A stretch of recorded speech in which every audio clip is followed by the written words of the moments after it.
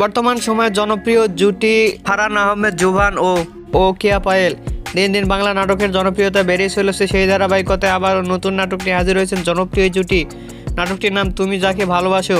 এই নাটকটিতে অভিনয় করেছেন বর্তমান সময়ের আলোচিত অভিনেতা ফারহান আহমেদ জুভান ও আলোচিত অভিনেত্রী কেয়া পায়েল। এই নাটকটি রচনা ও পরিচালনা করেন আব্দুল খায়ের চন্দ।